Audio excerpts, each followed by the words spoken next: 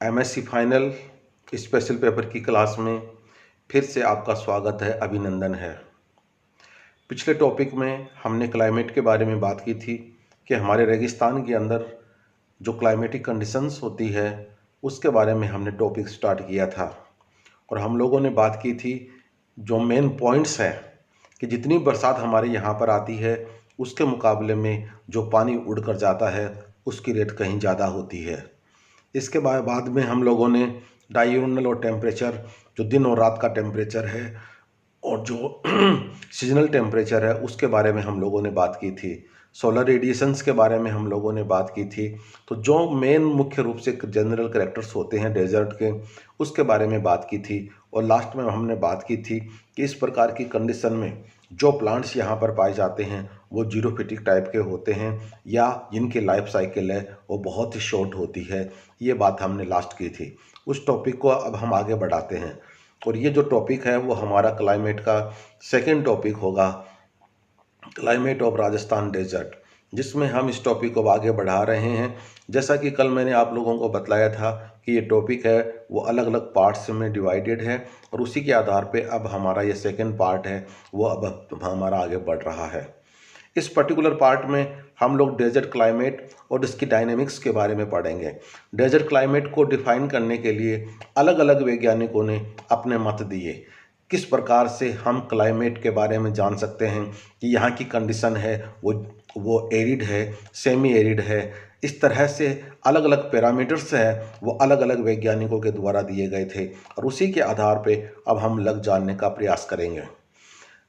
Climate condition को classify करने के लिए दो सिस्टम्स दिए गए। पहला जो सिस्टम है उसको हम कहते हैं कोपेन सिस्टम और यहाँ पर यह बताया गया है कि जो एरिड क्लाइमेट है उसके मुख्य विशेषता, जो शुरू में हम लोगों ने बात की थी, बरसात बहुत ही कम होती है। जो एनुअल प्रेसिपिटेशन है वो बहुत ज़्यादा होती है, कम होती है। कहने का मतलब ये हुआ कि 250 मिलीमीटर से अगर कम बरसात हो रही है तो वहाँ की जो क्लाइमेटिक कंडीशन है वो एरिड के अंदर आएगी और यहाँ का जो सरफेस टेम्परेचर है वो भी बहुत ज़्यादा हाई होता है। तो दोनों की दोनों चीज़ें जो आप देख रहे हो वो क्लाइमेटिक कंडीशन को रिप्रेजेंट करती है। कोपेन सिस्टम था और दूसरा सिस्टम जिसको हम थोंडवेट के नाम से जानते हैं और ये भी वाटर बैलेंस के ऊपर आधारित है कि कितना पानी हमारे पास में आ रहा है और उसके मुकाबले में कितना पानी वापस उड़कर जा रहा है। बात वही कि वो रहेगी, भले ही बात को किसी भी एंगल से आप देख लीजिए और कह लीजिए, लेकिन बात वही है कि हमारे क्या जो पानी की जो रिक्वायरमेंट है वो हमारी फुलफिल हो रही है या नहीं हो रही है। उसी के आधार पर क्लाइमेटिक कंडीशन को डिफाइन करने का प्रयास किया गया है। और जो थॉर्नवेट इंडेक्स है उसके उन्होंने एक इक्वेशन दी, एक समीकरण दी, एक फॉर्मूला दिया, एक सूत्र दिया और उनके आधार पे जो थॉर्नवेट इंडेक्स है बराबर मीन एनुअल प्रेसिपिटेशन, किसी भी रूप में जो पानी आ रहा है उसको उन्होंने आर का नाम दिया, अपॉन मीन एनुअल पोटेशियम इवेपोट्रांसपायरेशन, औसत रूप से कितना पानी वापस उड़ के जा रहा है, भले ही वो इवेपोरेशन के माध्यम से हो, भले ही वो ट्रांसपायरेशन के माध्यम से हो। तो पानी का आना और पानी का जाना, इसके आधार पे उन्होंने थॉर्नवेट इंडेक्स का नाम दिया गया।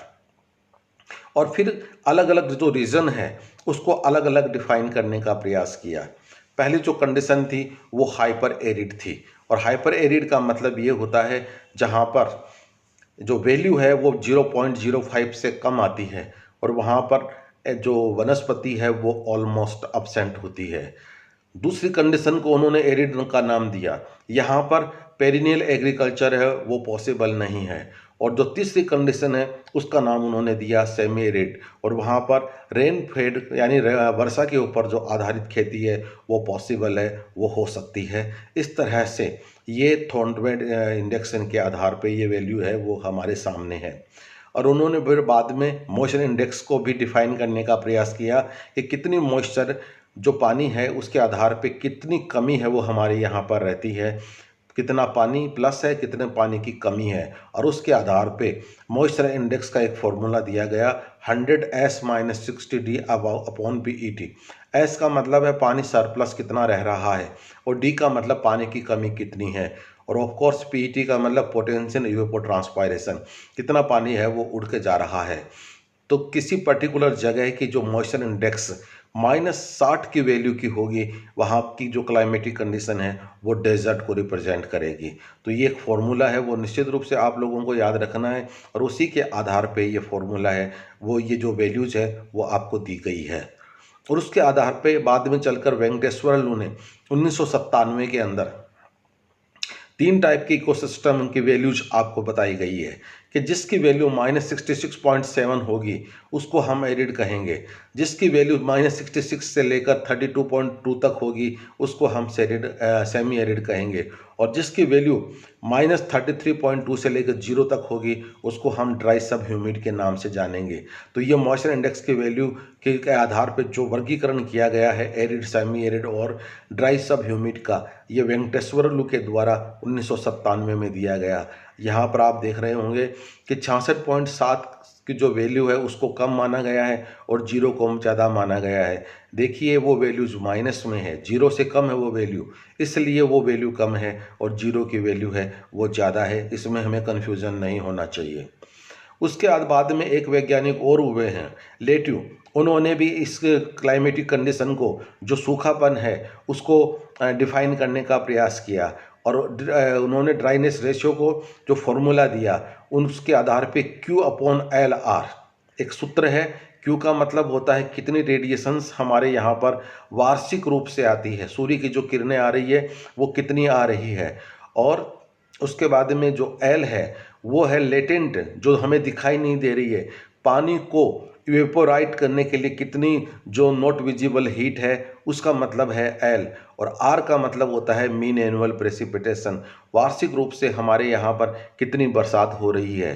तो डियर फ्रेंड्स, एक बार वापस देखिए कि जो L का मतलब ये है कि वो हीट जो हमें नहीं दिखाई दे रही है और वो उस पर्टिकुलर रेन वाटर को इवेपोरेट करने के लिए ज़रूरी होती है। ये 3 चीज़ें हैं वो यहाँ पर दिखाई गई है और उसके आधार पे एक ड्राइनेस रेशियो निकलता है, उसके आधार पे क्लाइमेटिक कंडीशन को डिफाइन करने का प्रयास किया। जिसकी वैल्यू 10 से ज़्यादा होती है उसको हाइपर एरिड का नाम दिया गया, जिसकी वैल्यू 7 से 10 होती है उसको एरिड का नाम दिया गया, और जिसकी वैल्यू 2 से 6 होती है उसको सेमी एरिड का नाम दिया गया। तो जो फॉर्मूला अभी जो आपको बतलाया गया है उसके आधार पे ये 3 वैल्यूज है वो आपके सामने आ रही है, और इसी के आधार पे जो ड्राइनेस रेशियो है ये क्लाइमेटिक कंडीशन को रिप्रेजेंट कर रहा है। उसके बाद में हम आते हैं एरिडिटी इंडेक्स के बारे में। सारी चीज़ें हैं, नाम अलग अलग है, क्लाइमेटिक कंडीशन की बात हम लोग कर रहे हैं और यहाँ पर भी वही चीज़ आपको दिखाई दे रही है, कितना वार्षिक जो पानी है वो हमारे यहाँ पर आता है और कितनी हमारी ज़रूरत होती है। तो ज़रूरत के आधार पे क्या पानी हमारे यहाँ पर आ रहा है, उसके आधार पे उस पर्टिकुलर रीजन की शुष्कता का इंडेक्स है, उसकी कैलकुलेशन है वो किया जाता है। तो expressed as the ratio of annual water deficiency to annual water need, जितनी हमारी आवश्यकता है उसके आधार पे कितनी पानी की कमी है वो रहती है। डियर फ्रेंड्स, कृष्णन एक वैज्ञानिक हुए हैं, उन्होंने 1968 के अंदर जो पहले वाला सूत्र है उसके आधार पर एरिडिटी इंडेक्स की कैलकुलेशन की और अलग अलग राज्यों को उस वैल्यू के बारे में बताया कि राजस्थान की जो वैल्यू थी वो 78% थी, गुजरात की 76, पंजाब की 75, और इसी तरह से Haryana, Andhra Pradesh, Karnataka, Maharashtra state and Jammu and Kashmir. Jammu and Kashmir को हम लोग इसमें कंपैरिजन में शामिल नहीं करेंगे क्योंकि वहाँ की कंडीशन है वो क्लाइमेटिक कंडीशन है वो कोल्ड है, इसलिए हम इसको शामिल नहीं करेंगे। तो ये जो पर्टिकुलर डाटा आप लोग देख रहे हैं उसमें आप अनुमान लगा सकते हैं कि जो हमारे एरिड एरियाज़ हैं उनकी एरिडिटी इंडेक्स की जो वैल्यूज़ है वो कंपेरेटिवली हाई होती है, और निश्चित रूप से जो राजस्थान की वैल्यू आपको दिखाई दे रही है वो 78%, कहने का मतलब सबसे ज़्यादा है वो दिखाई दे रही है। तो हम ये कह सकते हैं कि अलग अलग वैज्ञानिकों ने इस aridity index, moisture index, Thornthwaite value, Koppen system और बाकी जो दूसरी चीज़ें हैं उसके आधार पे कंडीशंस को डिफाइन करने का प्रयास किया कि राजस्थान की या किसी पर्टिकुलर रेगिस्तान की जो कंडीशंस होती है किसको हम एरिड कर सकते हैं और किसको हम सेमी एरिड कर सकते हैं। निश्चित रूप से जो बातें हम लोगों ने शुरू में देखी थी वही चीज़ें हैं वो यहाँ पर हम लोगों को दिखाई देती है। और सबसे महत्वपूर्ण बात यह है कि किसी भी कंडीशन की, किसी भी जगह की जो एरिडिटी है वो वहाँ की क्लाइमेटिक कंडीशन में मुख्य रूप से पानी की उपलब्धता से आंकी जाती है। क्या हमारी पानी की जो रिक्वायरमेंट है वो फुलफिल हो रही है या नहीं हो रही है। हम लोगों को एक जो पहले एक बात मैं हमेशा कहता हूँ, आमदनी अठन्नी खर्चा रुपया। हमारी जेब के अंदर 50 पैसे हैं और खर्च कर रहे हैं हम 1 रुपया, तो निश्चित रूप से हम लोग सर्वाइव नहीं कर पाएंगे। तो जहाँ पर हमारी रिक्वायरमेंट है 1 लीटर की और वहाँ पर आधा लीटर हमारे पास में पानी आ रहा है, तो क्लाइमेटिक कंडीशन निश्चित रूप से वहाँ की ड्राइड होगी, एरिड होगी। और एरिड कंडीशंस के अंदर जो प्लांट्स वहाँ पर पाए जाएंगे या सरवाइव करेंगे वो निश्चित रूप से जीरोफिटिक होंगे, क्योंकि जो सदाबहार वनस्पति है उनकी जो रिक्वायरमेंट होती है वो होती है कि उनको पूरे साल भर पानी चाहिए और उसी के आधार पे वो एवरग्रीन फॉरेस्ट का निर्माण करती है। लेकिन हमारे यहाँ पर रिक्वायरमेंट है वो फुलफिल नहीं हो पाती है, इसलिए और मुख्य रूप से जो बरसात भी हमारे यहाँ पर होती है वो मानसून के मौसम में होती है। और मानसून का महीना कहने को तो हमारे यहाँ पर जून के लास्ट वीक में शुरू हो जाता है और जुलाई अगस्त और करीब करीब सितंबर के पहले सप्ताह तक रहता है। तो कुल मिला के हम ये कह सकते हैं कि ये 70 यानी 70 से 75 दिन तक हमारे यहाँ पर मानसून रहता है।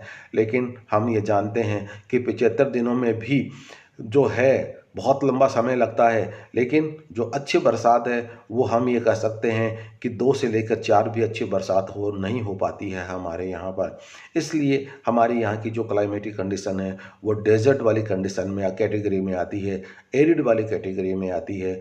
और डियर फ्रेंड्स, इस कारण से हमारे यहाँ पर जो प्लांट सर्वाइव करते हैं वो निश्चित रूप से जीरोफिटिक प्लांट सर्वाइव करते हैं। या बरसात के दिनों में, जैसा कि पिछले इस वीडियो में हम लोगों ने बात की थी कि जो शॉर्ट लिव्ड प्लांट्स होते हैं जो केवल बरसात के दिनों में आते हैं, बरसात जो मानसून की बरसात होती है पूरा का पूरा फील्ड है वो हम लोगों को ग्रीन नज़र आने लग जाता है और पूरा हमें हरा भरा दिखाई देने लग जाता है।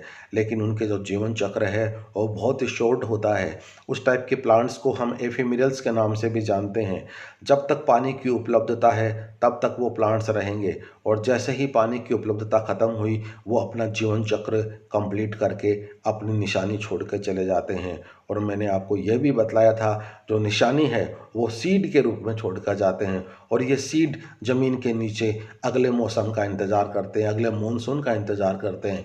और अगला मानसून आने से पहले उनको अनेक प्रकार की प्रतिकूल परिस्थितियों से गुजरना पड़ेगा, क्योंकि सीड बनने के बाद में पहले पोस्ट मानसून सीजन आता है जिसमें वापस गर्मी यानी टेम्परेचर बढ़ता है। उसके बाद में सर्दी का मौसम आता है जब टेम्परेचर 0 और माइनस में चला जाता है और उसके बाद में मई और जून की 50 और 55 डिग्री।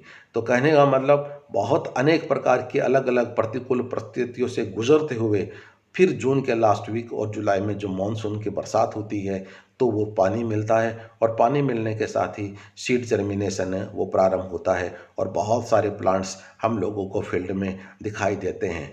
तो कहने का मतलब ये हुआ कि इस प्रकार की जो कंडीशंस हैं वो अलग अलग कंडीशंस अलग अलग वातावरणीय अवस्था में होने के कारण से जो प्लांट्स हमारे यहाँ पर जाते हैं पाए जाते हैं उनकी अडेप्टेबिलिटी भी अलग अलग प्रकार से होती है। तो ये था आज का वीडियो, दूसरा क्लाइमेटिक कंडीशन का दूसरा वीडियो था। इसको अपन आगे फिर कंटिन्यू में और आगे बढ़ाएंगे और क्लाइमेटिक कंडीशंस को पढ़ने का पूरा प्रयास करेंगे। बहुत बहुत धन्यवाद, शुक्रिया।